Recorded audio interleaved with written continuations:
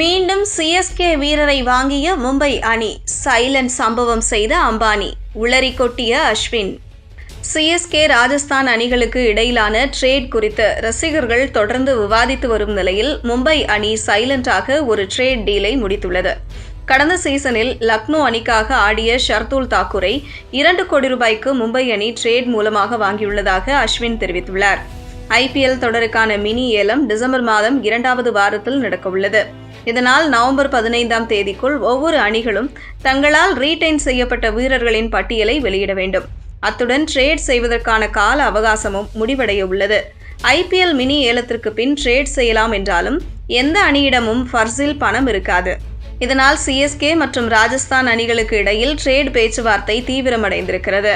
ராஜஸ்தான் அணியில் இருந்து சஞ்சு சாம்சனையும், சிஎஸ்கே அணியிலிருந்து ரவீந்திர ஜடேஜா மற்றும் சாம் கரன் இருவரையும் இரு அணிகளும் ட்ரேட் செய்ய உள்ளனர். சிஎஸ்கே அணியின் ஐகானிக் வீரர்களில் ஒருவரான ஜடேஜா ட்ரேட் செய்யவிருப்பது ரசிகர்களிடையே சோகத்தை ஏற்படுத்தியிருக்கிறது. இந்த ஒப்பந்தம் குறித்த அதிகாரப்பூர்வ அறிவிப்பு நாளை அல்லது நாளை மறுநாள் வெளியாகலாம் என்று கருதப்படுகிறது. ராஜஸ்தான் அணி தரப்பில் ஒப்பந்தம் கையெழுத்திட்ட சில தாமதம் ஏற்பட்டுள்ளதால் இன்னும் அறிவிப்பு வெளியாகவில்லை.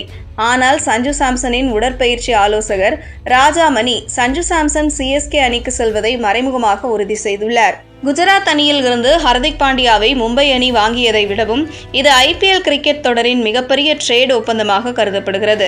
ஏனென்றால் ராஜஸ்தான் அணிக்காக சஞ்சு சாம்சன் 11 ஆண்டுகள் விளையாடியிருக்கிறார்.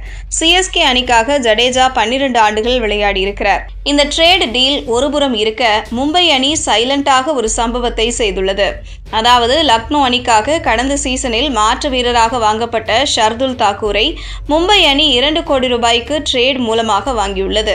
தீபக் சகர் தொடர்ச்சியாக காயமடைய வாய்ப்புள்ளதால் அவருக்கான மாற்று வீரராக ஷர்துல் தாக்கூரை பயன்படுத்திக் கொள்ள முடிவெடுத்துள்ளது. ஏற்கனவே பும்ரா, தீபக் சகர், அஸ்வினி குமார் ஆகிய இந்திய வேகப்பந்து வீச்சாளர்கள் இருக்கும் நிலையில் சொந்த மண்ணைச் சேர்ந்த ஷர்துல் தாக்கூரையும் மும்பை அணி வாங்கியிருக்கிறது. இதனால் மும்பை அணியின் பலம் கூடுதல் வலிமை பெற்றுள்ளதாக ரசிகர்கள் கருதுகின்றனர்.